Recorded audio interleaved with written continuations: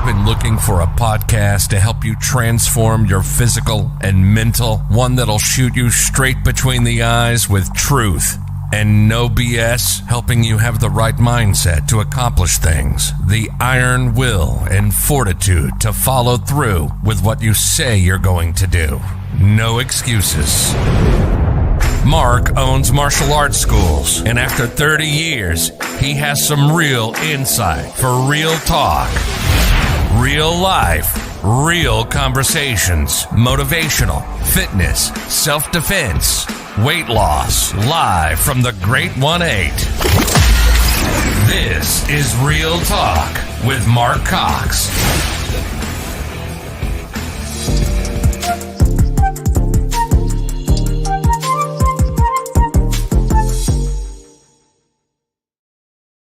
All right. Pretty fancy, right?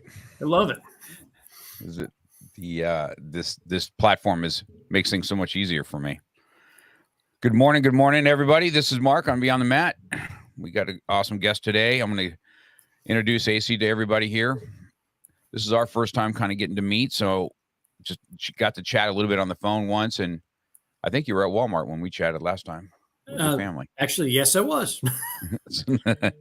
So we got to chat a little bit on the phone. Looking forward to this time of this warrior. Let me give you a little bit of background on him and we'll get started, okay? AC loves learning new things, understanding things better, sharing stories. On paper, he's a retired 22-plus year lieutenant colonel in the U.S. Army. Former scout helicopter pilot, Ph.D., martial artist, ordained minister, amateur magician, and a lifer in traditional motorcycle club. But in reality, he's just a scared lobster that kept going. He says that he's a product of many other travelers and their journeys. The lobster thing, you're going to have to explain that before we even get going, what that is. I had absolutely no doubt whatsoever. So I wrote a book called Lobster's Guide to Herding Penguins. And in that, I talk about a bunch of things. And one of them is a metaphor that I learned a while ago that talks about it's people that are in transition. I like eating seafood. I like lobster when I can afford it. But it turns out that shell that they're in doesn't grow with them. If they want to get bigger, they have to shed the exoskeleton that they've got. Now, they're still alive underneath all that meat and everything. But without that shell, they're very, very, they're in danger. If they had emotions, I'd imagine it would be scary. But it's a painful process and it's a dangerous process. But they've got to get rid of their old stuff to become the new stuff that they want to be.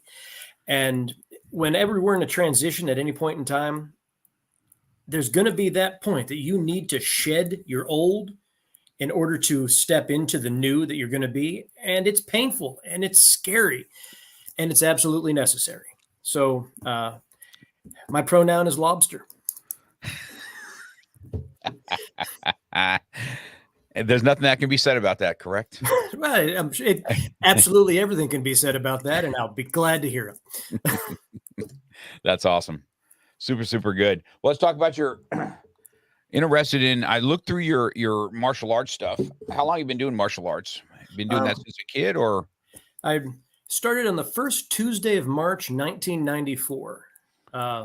That's when I first walked into a karate school, but I've loved it since I was 6. I can't remember if it was a Chuck Norris movie or something, but it captured my attention from that age. It was 9 years of trying to find magazines, books, watching it on TV, watching whatever, and then finally absorbing that before I was able to talk my parents into letting me start a class, and then never looked back since.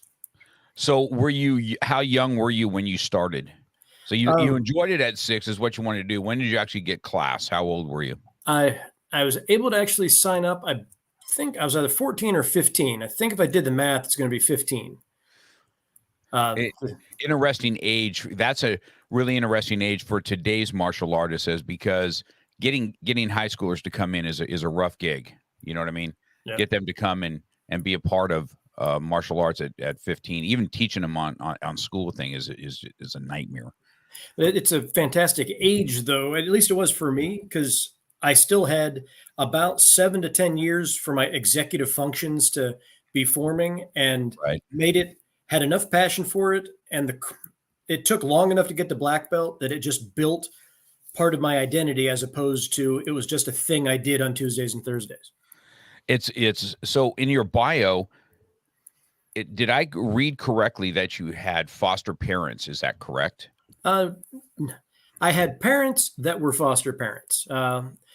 Turns out my mom was one of 7 or 12 or 15, had a big family. I believe it was one of 7. And when she got married to my dad, they lived in a small trailer, ended up moving to a farmhouse with lots of rooms. And my mom felt that those rooms would be going to waste. So Gotcha. we wanted to start getting into foster care and help some folks that didn't have houses and didn't have homes. And therefore, they became foster kids. They became foster parents.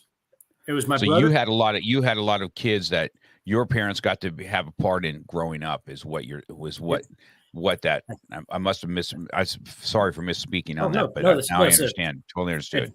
That's the common understanding. I grew up in a foster home. It just so happened that the parents there were my parents.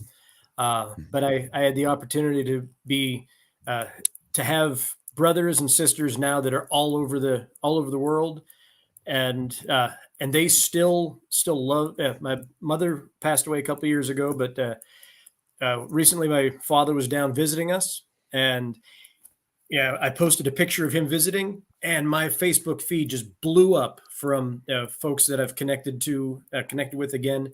Like, hey, tell him I said this. Hey, it's so influential, so important in my life, and my parents were superheroes like that, and I'm very proud of them, and I'm happy I had that opportunity to live there.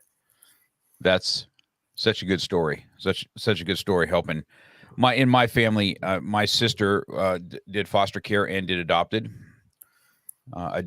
and then they found her sister who actually lived in Savannah, Georgia, and adopted her. So those sisters are together again. I have my nephew, my sister's sons, they also adopted and from foster care. So I've seen it come. You hear the worst of the stories. You never hardly hear the best of stories from foster care. I can tell you that. So, and there's some people that do it for the wrong. I don't know how many. I don't know the percentage. I pray that it's a small percentage, but we wouldn't hear horror stories if it weren't the case. But there's people out there that have a lot of love to give and realize that it's an opportunity. So I'm thankful for every parent out there that's doing that. And I have nothing but love for every kid who is in the system and every adult who's come out of the system. So it's just warm place. So obviously mom and dad put you in martial arts at 15. So you started in 94. So I had got my first black belt in 1987. So that's where, my background is from the Chuck Norris system. So, Pat Johnson and Chuck Norris were my instructors, teachers at the time. Matter of fact, my instructor, Dennis Ichikawa, was the manager for Chuck Norris's schools here in California. And so there's my lineage of where I come from. And then same with me. Now I was a little bit older than you. So I was in 20, I think, when I started, 2021. When I started, I wish I started a little bit younger and had that mentorship in martial arts, but unfortunately that didn't happen. But I have it now, and I still, I have it now, and my son is now kind of stepping up to the plate here for, taking over this school. Nice. What was your art? Now let's talk about what your art was. Because I see that it looks like, is it a Kempo background that you're doing? So I've transitioned to that. What I started with was I'll call it a semi-traditional combination of Goju-Ryu and Shotokan. That's pretty common back in those years. My instructor, Fred Vincent, he learned from a retired Green Beret who learned from a whole bunch of different systems. taught him his art. And Fred brought to the dojo decades of wrestling experience, both as a competitor and as a coach. So every Thursday was ground and pound before UFC was big. So you had to know what you're doing on the ground, and it was 100%. It's what you did. We learned our Goju katas, learned our Shotokan katas, learned Aikijitsu, we sparred, we fought every night. And so there's some amazing fighters that came out of there. None of them famous, but none of them in at least the Pennsylvania, Ohio area that you don't want to, do you want to get in the way of? You'd rather buy them a beer. I still do. And then understood. Through my military career, had the opportunity to go to various places and train different schools, pick up different arts. And along the way, found Chinese Kenpo through the International Karate Connection Association. And they're the first ones to really commercialize effectively a distance learning program. I didn't believe in it at first, but I signed up for it to give it a try to prove that it wasn't going to work. Turns out I was wrong. And I've now trained with that system since probably 2000s, early 2000s. I found it when I was in Iraq the first time. And I've had the opportunity to train in seminars, train in schools, train in all these places, in-person, video, Zoom, everything. I've been promoted through the system through every method that we recognize and work through. And now I'm one of the certified video instructors for that same system. I've taken it places, and it is Kenpo. I'm proud of it.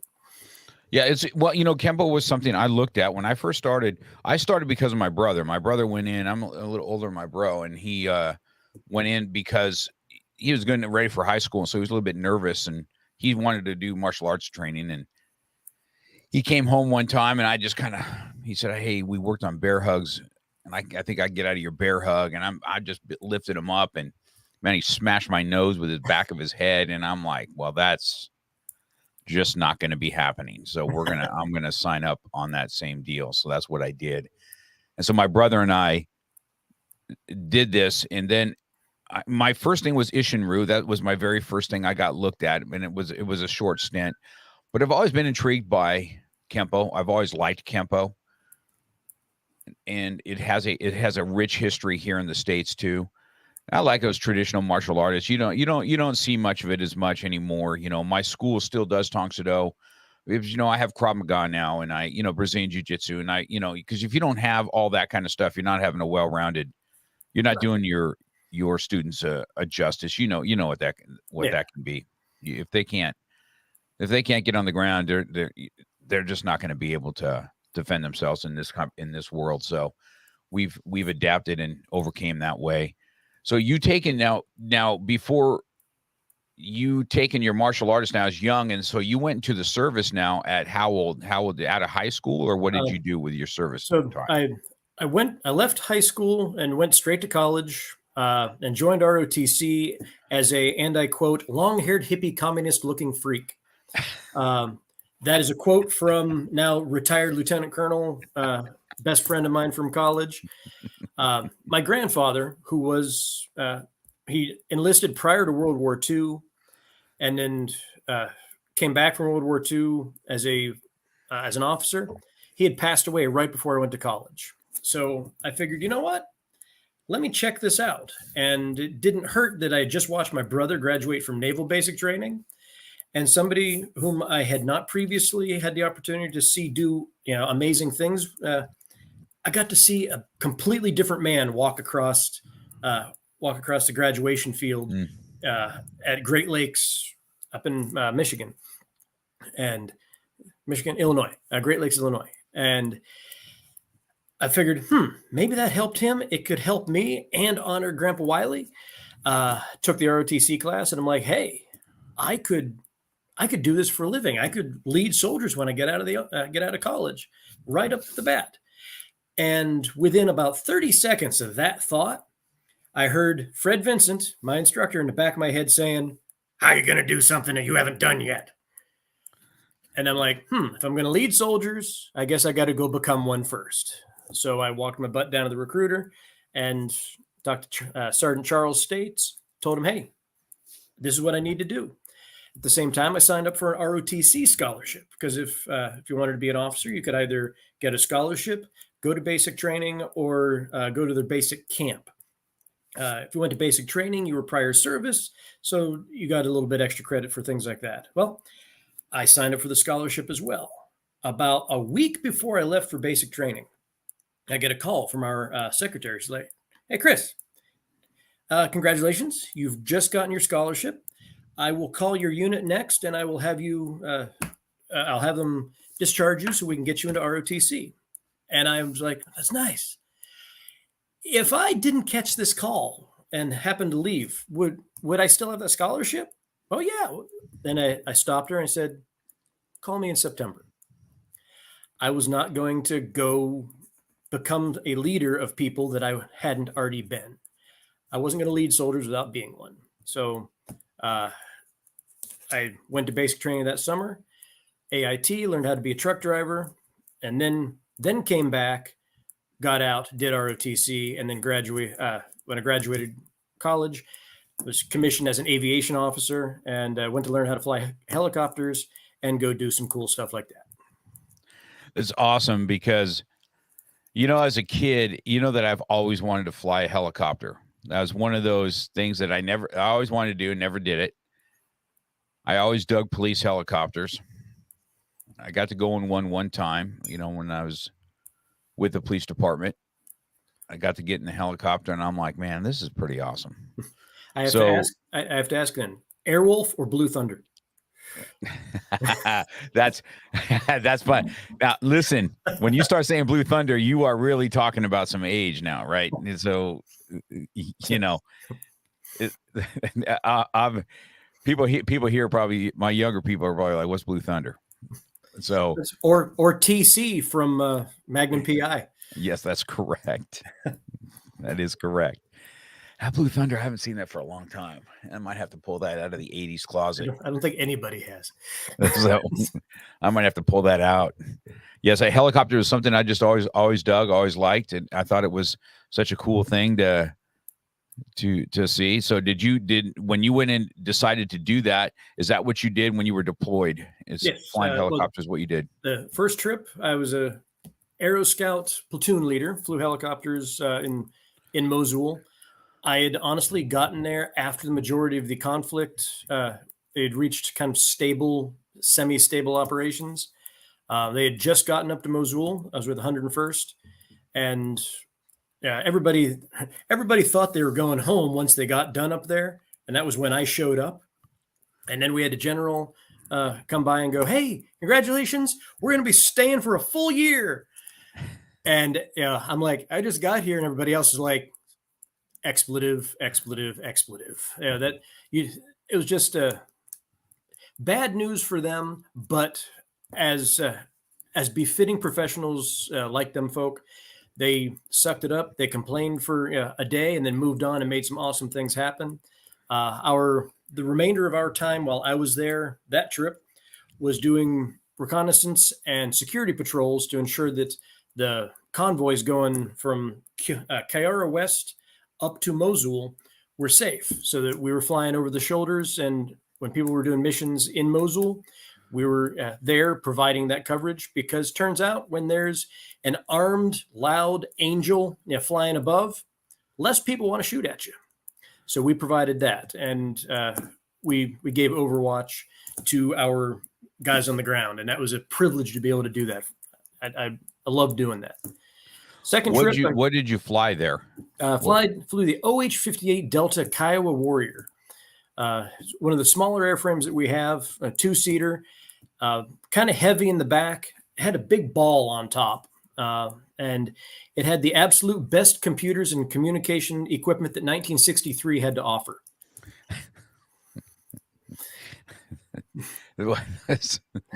Yeah, that speaks volumes. Yeah. So we did amazing things with them. Do you still fly now? I do not. About 12, 13 years ago now, on my third trip to Iraq, I developed what's called a culture negative bacterial mitral valve endocarditis, which is a really fancy way for saying I got some bacterial infection that they couldn't reproduce in a lab. That went up got on my heart, went up into my brain, down my leg, into a couple of different places. Almost died. Spoiler alert, I didn't. But that resulted in several other medical complications that I was not going to be able to fly ever again. I'm lucky Delta lets me sit in as a passenger. And that, of course, changed a lot of how I teach martial arts and train as well. Because if I'm going to be sparring with somebody, it's got to be somebody that I'm trusting, that I know is not going to do some things that, well, there's some stuff that I can't let somebody do anymore. Otherwise, my wife gets $1 million in life insurance. So you're still you still have a medical issue on that now. Were you in service when this went down? Yes, I was in service when this went down. I had actually just prior to leaving that time decided to swap from aviation to a thing called information operations. As hard as it is to believe, I opted to leave the aviation field because, as much fun as it was and as big of an impact as it was making, if I'm being perfectly honest, I was a mediocre pilot. I was safe. I was okay. I was good. Not good. I was safe. And while a lot of the guys that I was leading and working with were good pilots, we all needed a certain amount of hours a month to maintain proficiency. Just so happened that I needed a few more just to maintain the same thing. And we were all getting cut short on hours. So instead, as everybody else was a little below their line, I just kept getting worse and worse. I hate doing that, and that makes me dangerous. So I made a conscious decision to leave aviation to become an information operations guy. And that decision by itself is actually what helped keep me in the Army, because when we deployed, all of this happened within a month or so of being there. When I came back and they did a heart surgery, did a brain surgery and several other things, they're like, hey, you're going to have to get out of the Army. You can't fly. And I'm like, I don't have to fly. This paper says that I'm no longer an aviator. I'm an information operations guy. Oh, and that was able to give me some footing to be able to stay in. I had what I call a sympathetic jury for my medical evaluation board. And my branch manager at the time wrote a memorandum advocating that, hey, we need him and his skill set to keep me in. And that is what allowed me to do another 12 years and retire. Wow, that's good. Well, at least you got to keep in and do what you love. Obviously you loved it or you wouldn't have stayed in. So it had its moments. The thing I loved is the people and building the relationships with folks. Life's about relationships and stories, and I got to get a little bit of both in all of those. So when you did you earn your Ph.D.? Let's talk about your Ph.D. How that came about. Did you earn that in service, or is that something you did on the outside? And Ph.D. in what? What did you go after? So the answer in order is yes, sort of, kinda, and business management. Now we'll go back. After I had all this done, and I was a major, getting ready, wanting to get promoted to lieutenant colonel, somebody put in my head, well, you need to have a master's degree to get promoted, or greatly increases your chances. So I found a master's degree program that I participated in, got my master's in organizational leadership. Found that I really, really liked understanding the theory of interpersonal relationships, interpersonal relational leadership styles, and decided, let's see how deep this rabbit hole goes, and proceeded to started a PhD program while still a major and still in. A lot of guys in the Army, a lot of officers get the opportunity to get selected for a program, and the Army pays for it, and the Army does the same thing for their masters for some folks. I did not have that opportunity.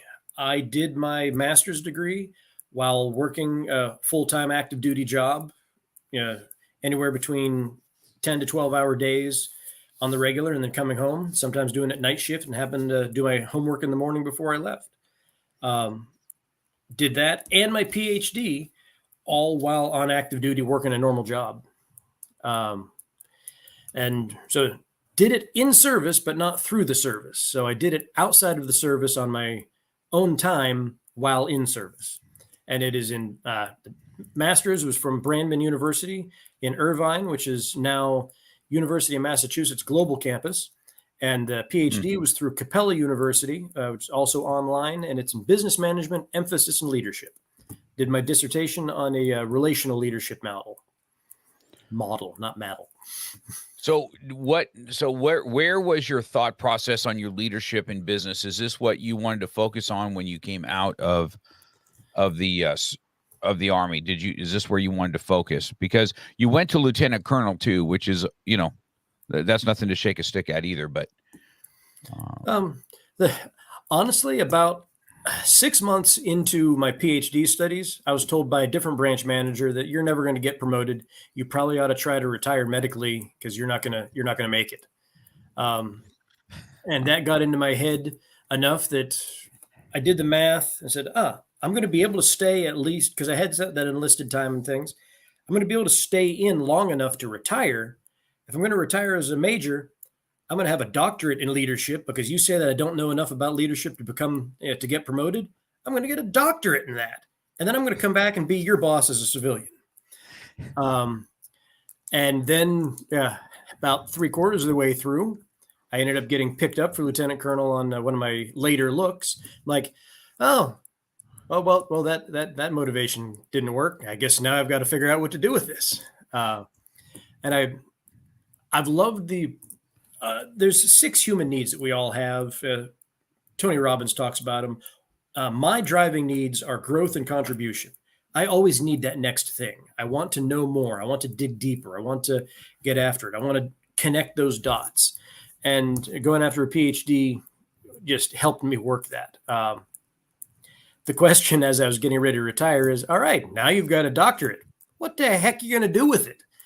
And I looked for opportunities to be able to apply that. It honestly didn't help in my job search after the Army. But what I did find afterwards, I was on Facebook looking, just doom scrolling or whatever, and I saw an ad going, do you want to be paid to speak? You want to become a professional speaker? I'm like, I've always loved being on a stage. And I clicked it, and it was an ad for John Maxwell team, Maxwell Leadership Now. And I got involved with that. Enrolled for, it's a certain amount of money to go to the International Maxwell Conference to become certified as a Maxwell Leadership coach, trainer, and speaker. I spread that out over a year, made yearly payments, was on the online platform, taking into classes, absorbing everything I could, went to the IMC. And I didn't learn anything at that conference that I didn't already know going in, except for one thing. I learned that I wanted to coach and speak for a living. I wanted to do that. And if I could do that instead of a 9-to-5, then I would. And when given the opportunity to teach martial arts alongside of it, I have several curriculums that I'm kind of combining for all of that together. I jumped on it. And when retirement started coming, I'm like, well, I guess I need to get a 9-to-5 as well. My wife looked at what I'd be making in retirement and what I'm making would be getting from VA, and looked at our bills and went, we're covered. You really don't need to get a 9-to-5. You can focus full time on coaching and speaking. Mm-hmm. And that is 100% because my wife is an amazing angel and is able to do and handles all those things for us. So she set me up to be able to do that. Yeah, that's an awesome story, because I'm sure that you get. Tell me about the John Maxwell thing. You're the second person that I know that's gone through that. Did it help you? Would that be the avenue that you would go again? What was the positive and the negatives of it? That's a fantastic question. The positives, the the coursework it actually has as you go through. If you want to be a speaker, there's a whole bunch of videos and modules for learning how to be a public speaker, speaking tips, and a guy named Roddy, he's funny, he's easy to learn from, he's just breaks things down, communicates it amazingly. Fantastic guy to learn from, and he learn from studying John Maxwell and just watching him and going, "Hey, you've done this and this and this," and takes notes, and he can teach what John Maxwell does. There's also a coaching block that if you want to focus on coaching, you can do that. And there's a Valerie Burton, International Coaching Federation certified multi-book author. And she talks through every aspect of personal coaching, personal performance coaching. You need to set all the way from setting the tone in yourself to maintaining focus in the session, to keeping notes, to even running the business side of it. And there's all of that. And then there's a block for, hey, you want to do a business? Here's how you get this started. And if you want to do all of it, if you have time, you can follow all of it. When you join the team, you have access to all of that forever. And you also, as a speaker or trainer, as a team member, you get access to a whole bunch of pre-prepared curriculum. They've already got the slides, they got the notes, they got the books. All you really got to do is just go and send it, and it's plug and play. That's all the good stuff. Oh, and when I went to the IMC, it was the most positive set of experiences I've had that I can remember. Every day, it was just energizing. 1,500, 2,000 people in a room, and I'm more of an introvert. And I woke up every morning actually energized, wanting to go back to that. Very, very addicting. The dark side of it, the negative side of it, the minuses, I wouldn't even say dark or negative, but the minuses, it is a business. People got to make money, and helping other people with their businesses seems to be big business. And it felt like there were so many opportunities like, hey, you want to come to this? Come join this program. If you want to be successful, sign up for this, and we'll give you this, and this. And it's a lot more money than I had available at the time. Like, if I want to be successful, I got to do that. I can't afford that. I guess I'm going to have to figure it out. And then you'd move to the next thing, go, oh, here's a set of tools. It's fantastic. This is going to automate all of these things. You're going to be doing it. I'm like, yes. And it's only going to cost this much money. And I'm like, no, I don't have that much money. So it felt like a series of upsells. What that did, though, for me was help me prioritize, all right, if I'm going to do this, I need to prepare myself ahead of time.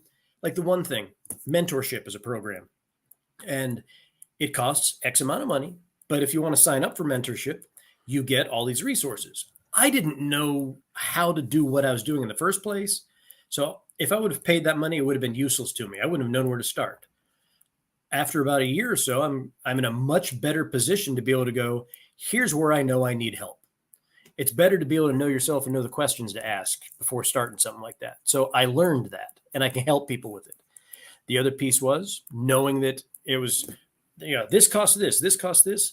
That helped me shake out the cobwebs of planning and going, all right, by this quarter, if I'm doing these things and making this much, that'll be my first priority. And I'm going to work towards making that so I can then build synergy. So that helped me be a better planner of my business as well. So when you're talking about that,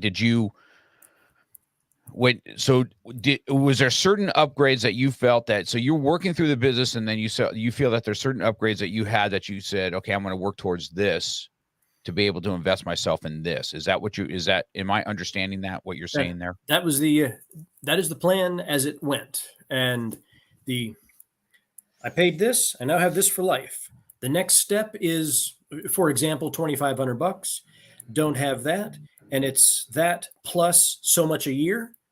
I know that I need to make sure that I'm bringing in this much plus that in order to reasonably invest that into the plan. Otherwise, it's just coming out of my pocket and coming out of savings. And if I'm not ready for it, then then it just ends up being spending money.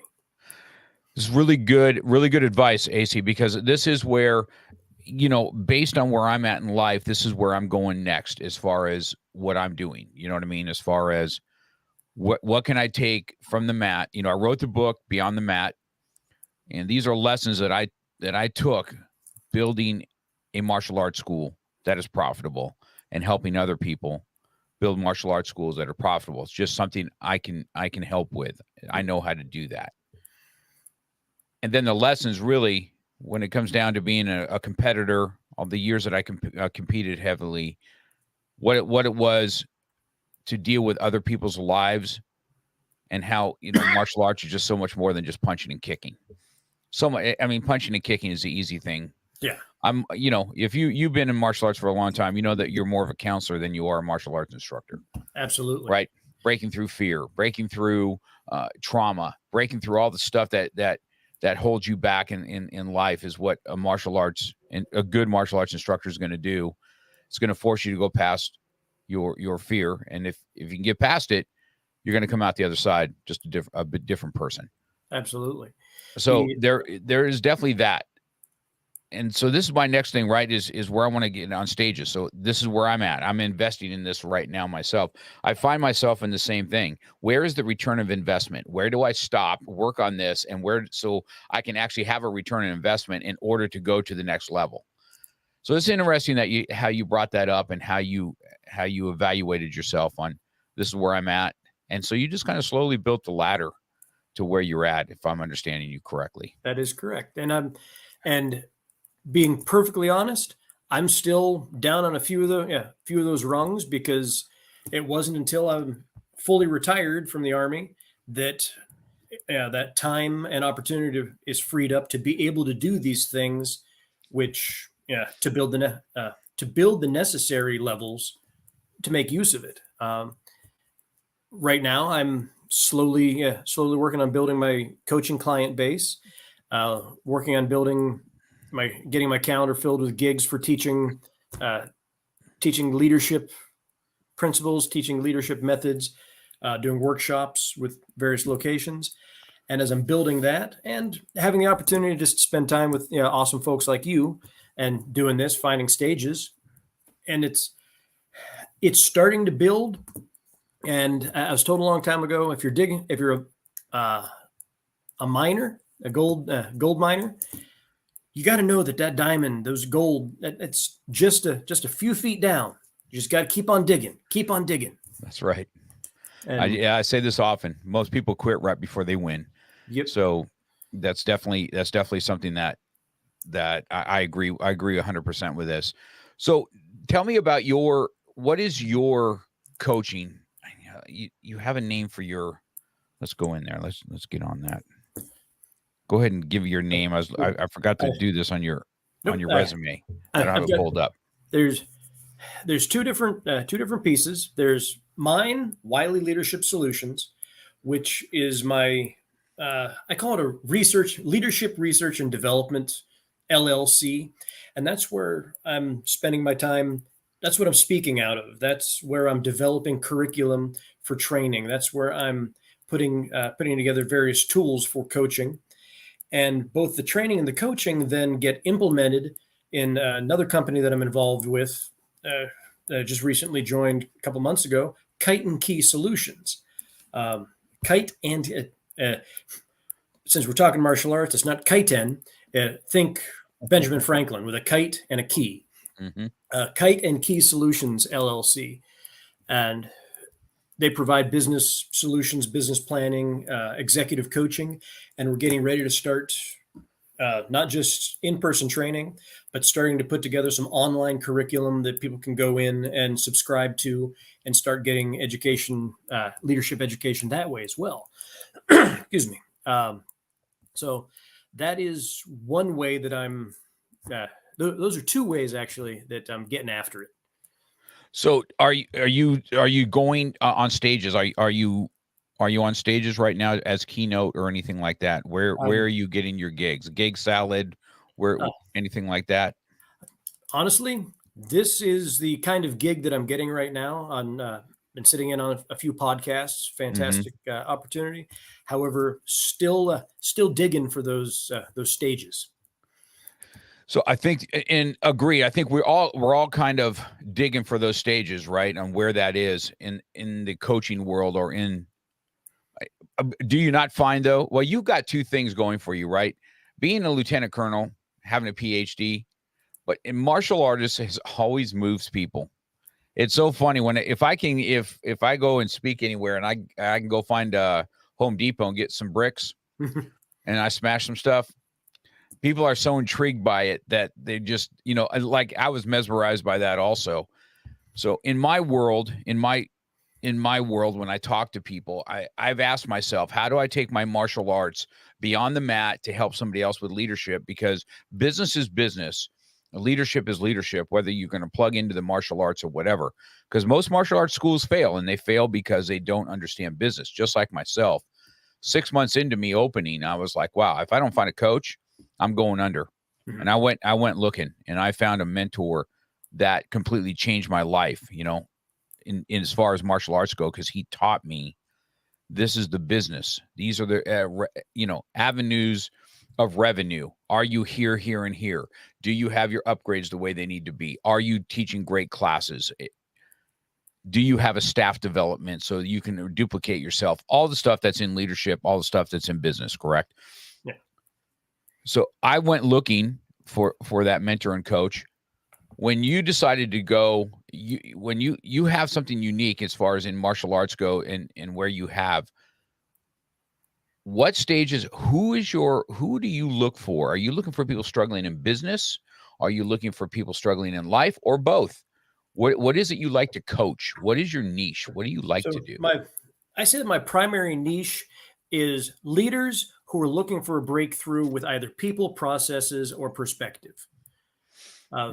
Because I work mainly through a relational leadership model, but one of the things that I've always been able to do, and I enjoy very much, is seeing those connections, connecting those dots that some people may not be able to relate, and then taking something from here and then applying the exact same principles over here.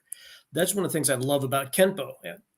Grandmaster Ed Parker did some amazing things by so many books, so much technical breaking down so it can be communicated to anybody. And so many of those basic principles can be translated almost word for word. And instead of talking about breaking somebody's ribs, you're talking about influencing them to a direction. So that's one of the things I love. An example, relative motion or relative position. Whenever you're moving through a technique, through something, there's always this method of he throws a punch and I'm here. I'm now on the outside of that punch. We're talking a relative position, and we engage there. Well, when we apply that to a leadership perspective, you have to throw your punch from where you're at. You have to throw your kick from where you're at, which means that you either have to position yourself ahead of time or reposition yourself in order to engage and influence. And that particular set of influences, that is there's techniques to that, different techniques of relational influence. And some people find it intuitive. There's some people that are just a better counterpuncher than others. And some people need to be taught. And then there's people in the middle. Interesting. It's a great take on using the martial arts, because I talk about this in business also when I get on stage. If I'm talking in a fight, you have, whether you're on the ground or whether you're standing, I tell them all this. I said a fighter has this to look at. If you need to change what you're doing, you have some avenues, right? You change distance, you change levels, you change angles. It's no different in business. Exactly. Right. And if you're going this way and the punch is coming this way, you're going to have to change angles. Maybe you need to draw back a little bit, your distance. Maybe that's not, maybe that's not your lane. Right. Right. Staying in your spot. Yeah. This is where I'm best. So if he wants to grapple and I don't fight where he fights. If that is where his business is operating, I stay out of his niche, because his niche isn't my niche. If I try to get in there, I'm going to fail every time. Yes. It's awesome. It's awesome. I really feel the martial arts has a correlation with business, with leadership. And I think people are so mesmerized by a black belt anyway, that, and I'm a lot like you. I'm one of those outrovert introverts. I'm an outrovert when I'm on stage. I'm kind of an introvert when I'm in the crowd. You're on the Myers-Briggs. You're an I, but you're right on the border. So you can reach over that line if you want. That's it. Correct. You know how it is. We just, I kind of kick back and I observe when I'm in the big group. If I get on stage, I'll do my thing and stuff like that. So I feel that's just one of those. A lot of military, a lot of cops are kind of like that anyway. You know what I mean? They'll be a big introvert, but they got eyes. Gregarious introverts. That's correct. That's a good way to put it. Absolutely. 100%. So today, you're going to be able to take this podcast now. This is going to be something that you have and we can talk about. So I want to make sure that we really kind of plug what you're looking for and how it can help somebody else. So let's talk about where we know that you've come from this loving family that had foster care. Your parents put you in martial arts as a young man. You've directed yourself to go to the military, but you wanted to be a leader there too. So obviously leadership is something that's kind of born in your blood, correct? Then you go off, you fight war, you come back and you fight disease. And now you're here and you're going to be able to coach other people through obviously mindset. You have to have a mindset in order to fight. Yep. There's just no other way around it. You're either going to show up and be 100%. I tell everybody that too. If you're in the room today, show up and be in the room 100%. If you're going to be in here 90%, you might as well not even be in here. So, stay focused on what you're doing. So you got to have focus. Then you have to have discipline. You got to be disciplined to stay focused. They work side by side. Yeah. So tell me, your business, who you're looking for, who you can help, so you can direct them to be a more positive influence, either in their business, maybe their relationships, or their life. So let's go. Let's start dabbling into what you're after, and make it happen. The big groups that I've seen that I have my experience with is military and former military, or law enforcement, college students. People in transition, other lobsters, as it were. When people are going from married to divorced, going from high school to college or high school to the workforce, people are going from college to workforce, college to other college. When people are at that in-between phase, that something just ended, but something new hasn't started yet, and there's so much coming at them, I can work with people to make sense of that and to find that direction. Or even if they're in an established thing, but they're in their job. They've been in their job for 15 years, but there's a promotion coming up, or they've lost the love for it. There's something, if you don't want to take it to the next level, then it's fine. Stay where you're at. I want to work with folks to take them through those breakthroughs so that they can actually enjoy more. Just finding something in life that little spark. And sometimes it's in transition. Sometimes it's, they're stuck in a pattern. I said leaders, they're looking for those breakthroughs. And if you're not in charge of people, you're still leading yourself. If you wouldn't follow you, why would anybody else? So, yeah. Excellent point, AC. That is excellent point. Right. If you're not going to, you can't follow yourself. Who else is, you're going to be looking forward, not who's coming alongside you. You know what I mean? So that's right. Definitely, that's definitely 100% for sure. When somebody is, so I'm going to make sure that we have all your contact information out there, because I want to make sure that people can, when they're looking for coaching, I want to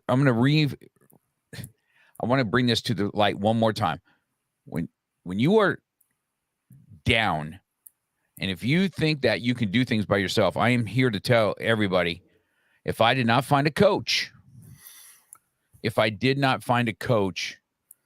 I would have crashed and burned in my dream of my martial arts school. And I had to find the coach that was successful in a business, in what I do, and that he's been doing it for a while, and that he's got a track record. So that's what I did.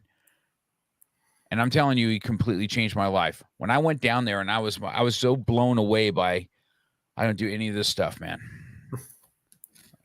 When he told me, I remember one thing he told me, we sat in his office, and this is it. He said, if you get an airplane ticket to me, I will put you up in my house. And this is a guy that doesn't even know me. I'll put you up in my house, and you'll be with me for a solid week. You need to pay for your plane ticket down. And that was hard, scraping that together. Yeah. And so I did that. And I'll never forget when he says there, he goes, this building that you're in, I own this building. So he owned his martial arts building. And he goes, and owning this martial arts building is what I paid cash in the equity for my home that I live in that we were at. And I'm thinking to myself, he goes, so I took an equity loan out on this and paid my house off. So it's now a business write-off because I'm paying off an equity loan on my business. And I was so blown away just by the simple concept of nobody has ever taught me anything remotely close to how that is, what that is, and then different avenues of revenue inside a martial arts school, right? Everybody just thinks, you pay a monthly fee. And you've been in martial arts schools, that if you know how poorly martial arts school owners run their business. They suck. You can get through your monthly fees, through your club fees, through your pro shop, big deal, through any number of things, seminars, events, everything. So you learned business is business, but I don't know if you find this as much as I do, being in the martial arts and being a teacher for as long as I have. People's insecurities are right here. I say your biggest enemy is looking at you in the mirror every single morning. You self-doubt so much that you're not going to make it. If I was told when I owned a martial arts school, I wouldn't make it. I was told I couldn't do it. Even by instructors, I was told same thing. You don't have what it takes.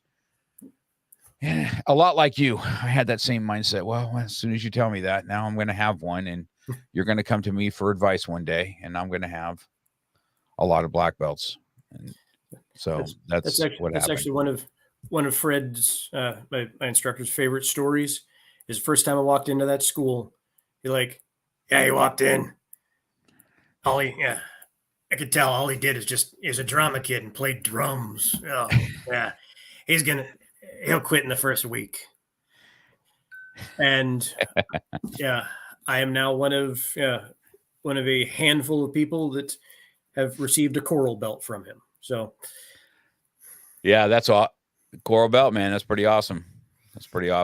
I talk to people about that all the time. Also, I don't talk too much about my rank. You know what I mean? Because it sounds so whacked, right? You're an 8th degree black belt. It seems like I said, you want to know what 8th degree black belt means? It means I'm finally good at 1st degree black belt material. Okay, is what it means.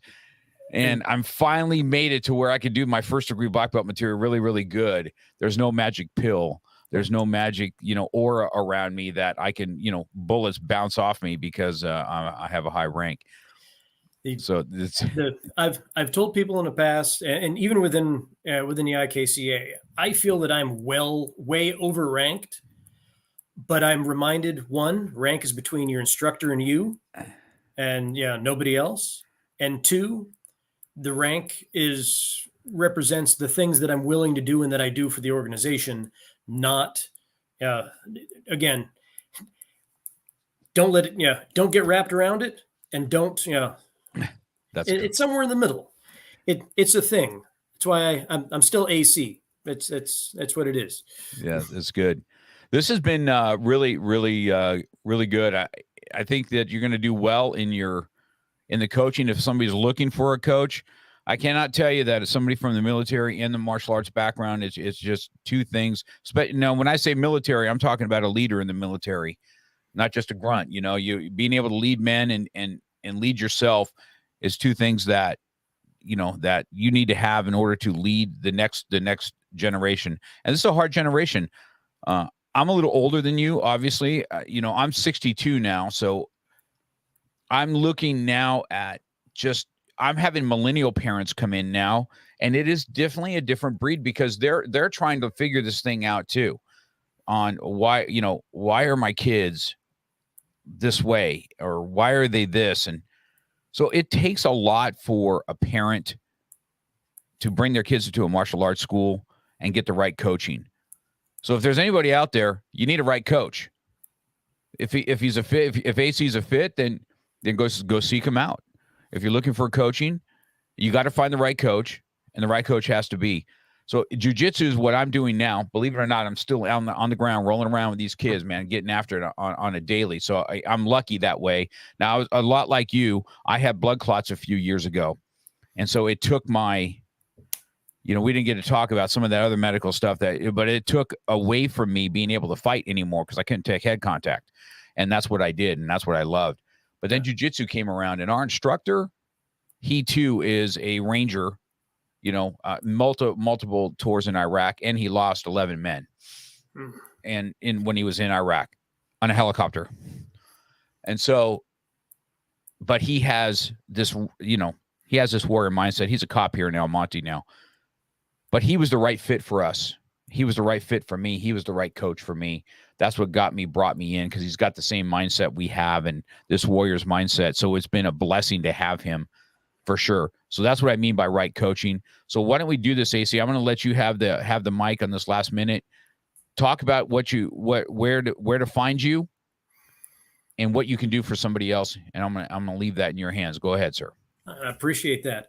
So there's a couple places you can find me. If you just want to listen to me talk and give a little bit of something, whatever I'm going through during the day, go to TikTok, AC Wiley WLS. That's on there, and I'm on there on a regular basis, just sharing my observations for the day, really. And a lot of times it's stuff I'm working through myself. So you can join me on that journey. If you're looking for some executive coaching, either relational coaching, business coaching, we actually have the team at kiteandkeysolutions.com. It's one word, kiteandkeysolutions.com. You can go there, click on the contact us, and go, hey, I want to talk to somebody about this. And then we'll get in touch with you. And if I'm the fit, then I get to help you, and we get to spend some time together. If I'm not, then we can get you somebody that does help. We've got a wide variety of folks on there. I'm on Facebook as well. If you look up Wiley Leadership Solutions, I'm on there, or Christopher A.C. Wiley, Ph.D. I've got that page that I'm talking on. And that's really the big places you can find me. I'm also every month doing actually it's going to be quarterly now, with the International Karate Connection Association, ikcakenpo.com. Go on there, can look for a distance learning instructor. You could request me if you want, or look for there and just ask. You can find plenty of opportunities on there. We're doing live stuff every month or every quarter called a DigiCon. Fantastic opportunity as well. So those are all different places and venues that we can hang out and spend some time together. Just awesome. It's been a great hour. So I'll tell you what, we'll end broadcast here, but just hold the phone here before you dial out. I'm going to do our outro, and then I'll speak with you just for a second before we end. Sound good? Yes, sir. It's really, thanks for the hour, AC. I appreciate you, man. Thank you. You've been listening to Real Talk with Mark Cox. Real life, real topics, real conversation. We're passionate about motivation, fitness, self-defense, weight loss, and coming at it from a real angle. We hope you've gotten some useful and practical information from this show. And we hope you had fun. We know we did. We'll be back soon. But in the meantime, hit us up on Instagram and Facebook at MarkCox100. Make sure to subscribe and review. And tell a friend or two about the show. For more, hit up the website at markcox.com. Till next time, keep it real.